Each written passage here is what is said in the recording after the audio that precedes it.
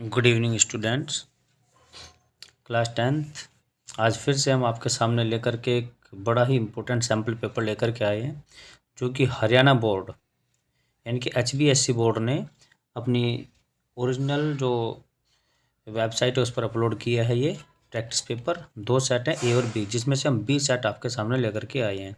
इससे आपको पता चलेगा कि जो बोर्ड का एग्ज़ाम है वो कैसा आने वाला है, ठीक है। और इससे मिलते जुलते क्वेश्चन भी आपको मिलेंगे, तो इसको बहुत ध्यान से आप समझें और करने की कोशिश करें। वैसे सॉल्यूशन इसमें हमने दे दिए हैं सभी, बाकी फिर भी अगर कुछ कमी रह जाती है तो नेक्स्ट वीडियो में देखना।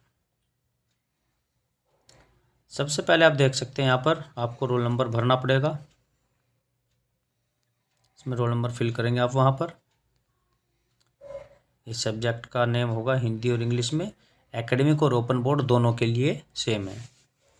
5 से 14 तक इसमें पेज हैं और कोड मिलेंगे आपको, ये रहे। पहले क्वेश्चन से हम स्टार्ट करते हैं। प्रश्न नंबर 1। पहला क्वेश्चन आया है, मृग शब्द के 2 पर्यायवाची शब्द लिखें। मृग मतलब हिरण, तो इसके 2 पर्यायवाची शब्द लिखने हैं। पर्यायवाची मतलब एक जैसे जिनके अर्थ होते हैं, तो इनके 2 अर्थ हैं हिरण और सारंग। एक हिरण और एक सारंग, 2 अर्थ इसके हो जाएंगे, हिरण और दूसरा हो जाएगा सारंग। दूसरा आ जाएगा इसका आंसर सारंग।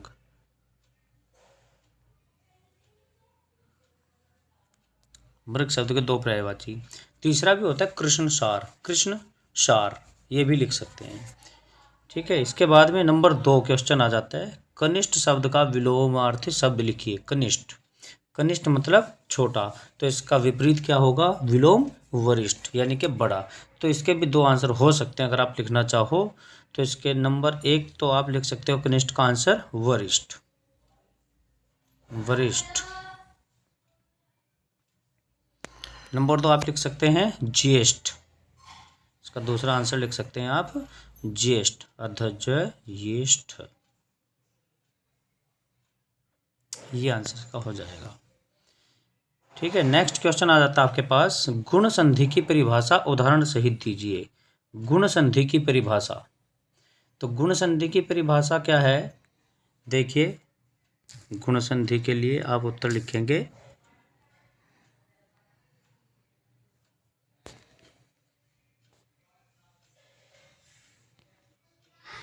ये रहा।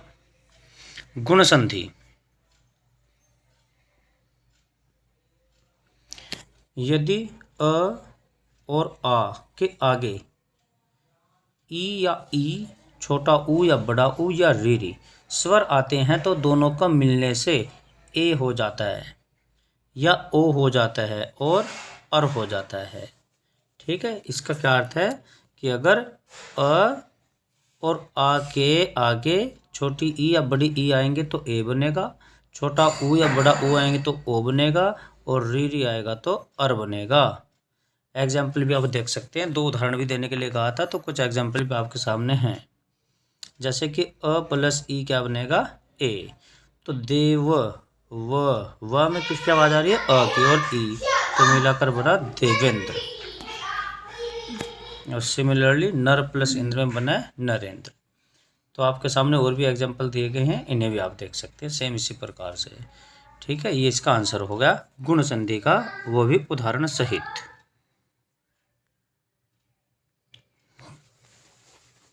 नेक्स्ट आपका क्वेश्चन है, मनोयोग शब्द का संधि विच्छेद करते हुए संधि का नाम लिखें। मनोयोग संधि कौन सी पूछी है इन्होंने, मनोयोग का संधि विच्छेद। तो इसका सही उत्तर क्या होगा, मन प्लस योग, मन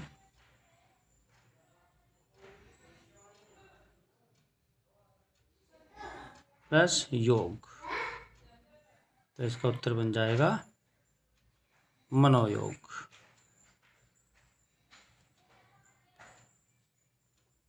नेक्स्ट क्वेश्चन आ जाता है आपके पास, विद्यालय। विद्यालय शब्द का समास विग्रह बताइए और समास का नाम भी लिखिए विद्यालय में। तो विद्यालय का जो समास विग्रह बनेगा वो बनेगा विद्या के लिए आलय, विद्या के लिए आलय। और इसमें समास कौन सा रहेगा? तत्पुरुष समास रहेगा। इसमें कौन सा समास होता है? तत्पुरुष। नेक्स्ट क्वेश्चन आपका, निम्नलिखित मुहावरों के अर्थ लिखिए, उनके वाक्यों में प्रयोग करें। तो नंबर 1 मुहावरा कलम तोड़ना। इसका क्या अर्थ लिखेंगे? पहले कलम तोड़ना के आगे इसका अर्थ आ जाएगा, अर्थ बहुत सुंदर लिखना या अधिक सुंदर लिखना। और वाक्य में प्रयोग आप कैसे करेंगे? तो वाक्य में प्रयोग में आप लिखेंगे, किसी भी बच्चे के बारे में लिख सकते हैं, किसी व्यक्ति के बारे में लिख सकते हैं। जैसे कि हम कहेंगे कि राम जब पेपर करता है या पेपर देता है तो उसमें पूरी कलम तोड़ता है, यानी कि बहुत ही सुंदर लिखता है।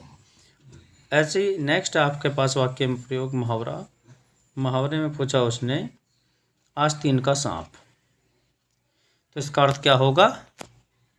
धोखेबाज होना, यानी कि किसी भी व्यक्ति का नाम लेकर के हम बोल सकते हैं कि श्याम तो आस्तीन का सांप निकला, श्याम तो आस्तीन का सांप निकला, जो हमारे साथ ही रहता था। ठीक है। नेक्स्ट क्वेश्चन नंबर है घ। पर उपसर्ग लगाकर दो नए शब्द बनाइए। पर उपसर्ग लगाकर, उपसर्ग का मतलब है आगे, किसी भी शब्द के आगे जोड़कर हमने पर उपसर्ग बनाने। उपसर्ग का अर्थ होता है जो आगे जोड़े जाते हैं। जैसे कि हम आगे लगा दें तो क्या बोल सकते हैं? पर प्लस उपकार, क्या बन जाएगा? परोपकार। ठीक है। पर लगा करके क्या बन चुका है? परोपकार। इसके अलावा और भी कुछ शब्द आप सोच सकते हैं जिसमें पर लगाकर बनाए जा सकते हैं। नेक्स्ट है आहट। नेक्स्ट शब्द है आहट। आहट प्रत्यय, उपसर्ग का क्या अर्थ बताया? जो आगे लगता है। और प्रत्यय का क्या अर्थ है? जो पीछे लगता है, यानी कि जो शब्दों के पीछे लगते हैं वो क्या कहलाते हैं? आहट। तो दो शब्द बनाने, जैसे कि घबराहट, खटखटाहट। ठीक है। तो इन सब में आहट आता है, तो प्रत्यय लग गए। नेक्स्ट क्वेश्चन आपके पास आ सकता है अतिशयोक्ति अलंकार की परिभाषा। अतिशयोक्ति अलंकार किसे कहते हैं और उदाहरण दीजिए। तो अतिशयोक्ति अलंकार बड़ा आसान है, सभी को पता होना चाहिए कि अतिशयोक्ति मतलब जब किसी वस्तु या व्यक्ति के बारे में कोई बात बहुत ज़्यादा बढ़ा चढ़ाकर बोली जाती है तो वहाँ पर अतिशयोक्ति अलंकार होता है। ठीक है। फिर भी इसकी परिभाषा और उदाहरण हम आपके सामने ले आए हैं, ये आप देख सकते हैं। ये रहा अतिशयोक्ति अलंकार की परिभाषा।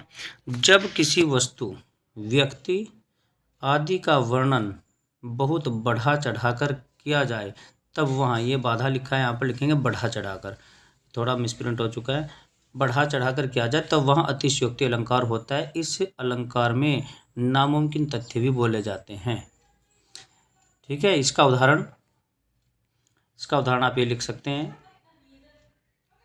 हनुमान की पूंछ में लग न पाई आग, लंका शीघ्र जल गई, गए निशाचर भाग। मतलब हनुमान जी की पूंछ में पूरी तरह आग लगी भी नहीं और पूरी की पूरी लंका जल गई और निशाचर मतलब राक्षस लोग सभी भाग गए। ठीक है। यहाँ पर कौन सा अलंकार है? अतिशयोक्ति। नेक्स्ट क्वेश्चन देखिए,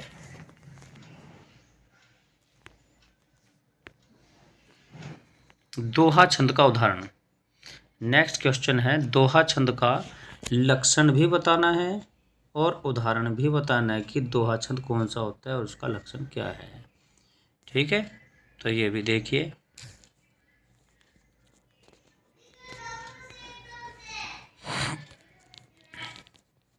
दोहा छंद की परिभाषा। दोहा छंद 4 चरणों वाला एक छंद होता है। दोहा छंद 4 चरणों वाला एक छंद होता है।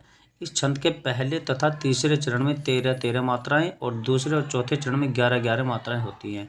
दोहा छंद के चरणों के अंत में लघु भी लगा होता है और दोहा छंद एक सममात्रिक छंद होता है। ये इसकी हो गई परिभाषा। अब इसका उदाहरण देख सकते हैं आप। दोहा छंद का उदाहरण ये बड़ा ही आसान है, अलंकार में भी आप याद करते हो। रहीमन पानी राख ये बिन पानी सब सून, और पानी गए न उबरे मोती मानस चोन। ये इसका उदाहरण हो गया दोहा छंद का। नेक्स्ट क्वेश्चन,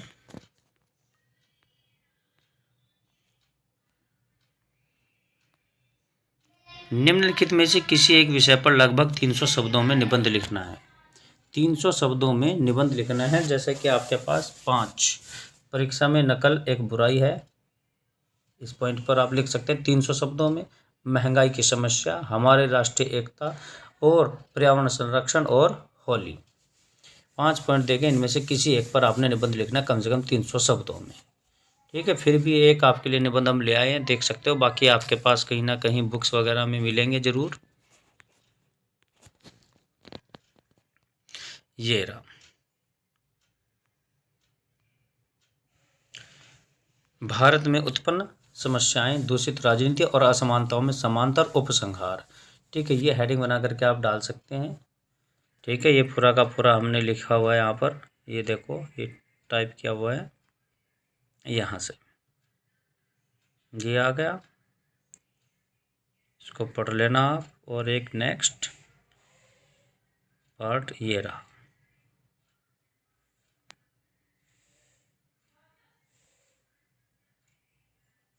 ठीक है, इस तरह से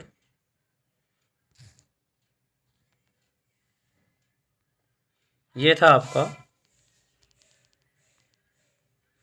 निबंध। नेक्स्ट क्वेश्चन आ जाता है आपके पास में, यानी कि एक निबंध लिखने के लिए आएगा आपके पास, और एक आ जाएगी आपके पास एप्लीकेशन, यानी कि प्रार्थना पत्र या लेटर, पत्र लिखने के लिए।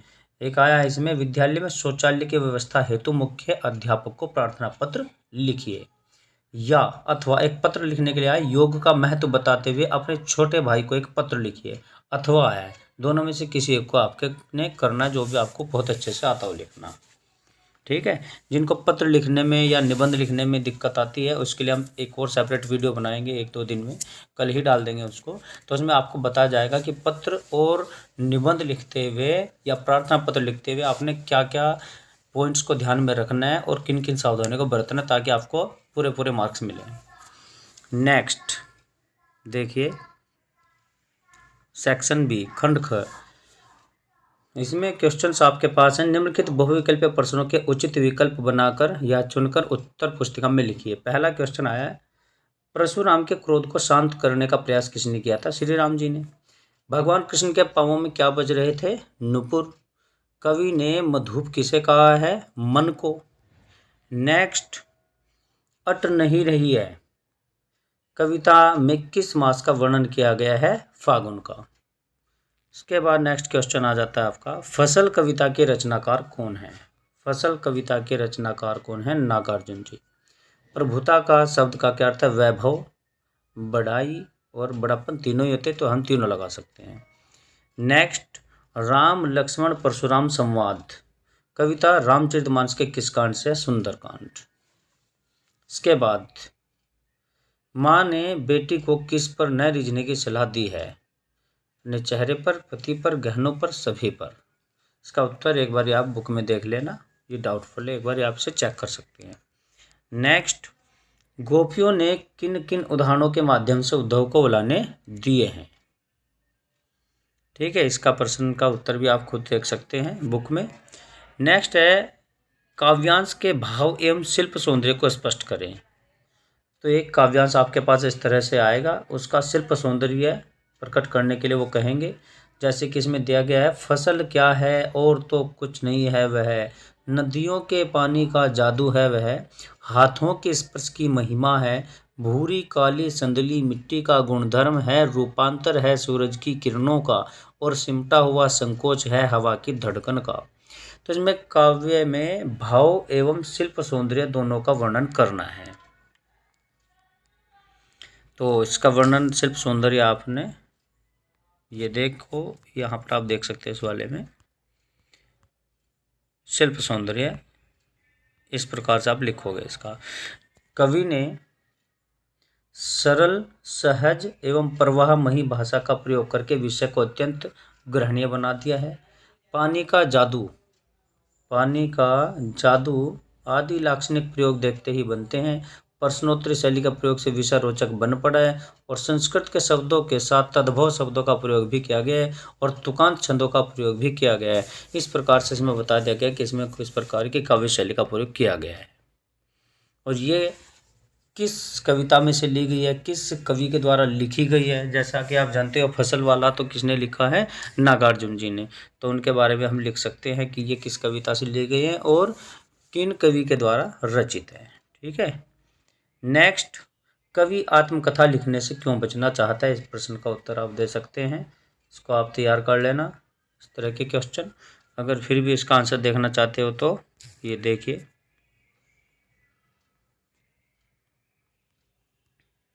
ये कवि आत्मकथा लिखने से क्यों बचना चाहता है। कवि आत्मकथा लिखने से इसलिए बचना चाहता है क्योंकि उसका जीवन साधारण सा रहा है, उसमें कुछ भी ऐसा महत्वपूर्ण नहीं है कि जिसे पढ़कर लोगों को सुख व आनंद प्राप्त हो सके। फिर उसके जीवन में दुख और अभाव की भरमार रही है, जिन्हें कवि दूसरों में बांटना नहीं चाहता। उसके मन में किसी के प्रति अनुरक्ति की भावना थी, उसे भी कवि किसी को बांटना नहीं चाहता है। कवि द्वारा आत्मकथा न लिखने का यही एक कारण रहा है। ठीक है, तो ये भी आपको बता दिया, इसका आंसर दे दिया। नेक्स्ट क्वेश्चन है आपका, हवलदार साहब को क्या आदत पड़ गई थी, पान खाने की। तेरी गठरी में लागा चोर, ये किन्होंने गाया, बाल गोविंद भगत जी ने गाया। ये बाल गोविंद भगत जी ने इसको गाया है, वही गाया करते थे। नेक्स्ट, लखनवी अंदाज पाठ में किस पर व्यंग्य किया गया है, पतनशील सामंती वर्ग पर। लेखक ने देवदार किसे कहा है, पेड़ को। मन्नू भंडारी के जो पिताजी, उनका शब्दकोश कैसा था, विषयवार था। नेक्स्ट क्वेश्चन है, मुमानियत का क्या अर्थ है। तो मुमानियत का अर्थ होता है पाबंदी। बिस्मिल्लाह खां के परदादा जी का नाम, इसको आप देख लेना, ये भी डाउटफुल क्वेश्चन है। इसमें से मीर बख्श खां या हुसैन खां शायद हो सकते हैं, एक बार चेक कर लेना आप इसको। नेक्स्ट है, सभ्यता किसका परिणाम है। सभ्यता किसका परिणाम है, संस्कृति का। ठीक है। नेक्स्ट, निम्नलिखित गद्यांश को पढ़कर पूछे गए प्रश्नों के उत्तर दीजिए। यहाँ पर ये पैसेज है, इसको पढ़ के इसके उत्तर देने, बड़े आसानी से आप दे सकते हैं एक बार पढ़ के इसको। नेक्स्ट आ जाता है क्वेश्चन, बाल गोविंद भगत की पुत्र वधु उन्हें अकेला क्यों नहीं छोड़ना चाहती थी। इस क्वेश्चन का आंसर भी आप देख सकते हैं।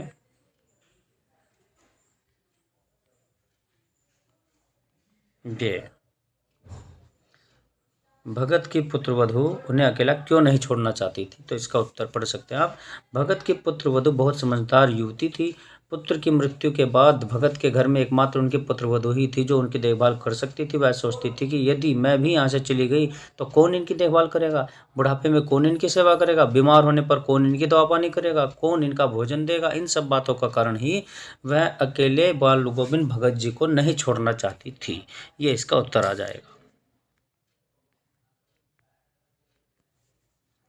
एक क्वेश्चन और है आपका, क्वेश्चन नंबर 12, यशपाल तथा मन्नू भंडारी के जीवन का परिचय देते हुए उनकी साहित्यिक विशेषताओं को प्रकट करें। यशपाल और मन्नू भंडारी दोनों में से किसी एक को करना है, अथवा लिखा हुआ है। नेक्स्ट पार्ट आ जाता है आपका खंड घ, कृतिका भाग 2 से। इसमें कुछ क्वेश्चन है, इनके आंसर आपने अपने आप देख लेने हैं। ठीक है, बुक्स की हेल्प से। जैसे कि पहला क्वेश्चन है, माता का आंचल, पाठ के शीर्षक की उपयोगिता बताते हुए उनके अन्य शीर्षक समझाइए। ये 5 क्वेश्चन है 2-2 मार्क्स के। मूर्तिकार ने सभापति को जॉर्ज पंचमी नाग का क्या विकल्प बताया, कुछ इस प्रकार से क्वेश्चन। नेक्स्ट पार्ट आपका आ जाता है नैतिक शिक्षा। इसमें भी 5 क्वेश्चन है 2 मार्क्स वाले। नैतिक शिक्षा के आधार पर 5 क्वेश्चन दिए गए हैं, ये भी आपने सर्च कर लेने, उनको लर्न कर लेना है। तो इस तरह का क्वेश्चन पेपर आपके पास 10th क्लास में आने वाला है। तो ये प्रैक्टिस पेपर हरियाणा बोर्ड ने ही अपनी वेबसाइट पर अपलोड किया है। ठीक है, तो आशा करता हूँ कि आप सभी को समझ आया होगा और आप सभी इसका भरपूर फ़ायदा उठाएंगे और अपनी तैयारी करेंगे एग्ज़ाम के लिए। Best of luck. कृपया हमारे वीडियोज़ को सब्सक्राइब, शेयर, लाइक ज़रूर करते हैं और इनको भी बाकी और फ्रेंड्स को भी शेयर करते रहें ताकि सभी को इसका प्रॉफिट मिल सके। Thank you.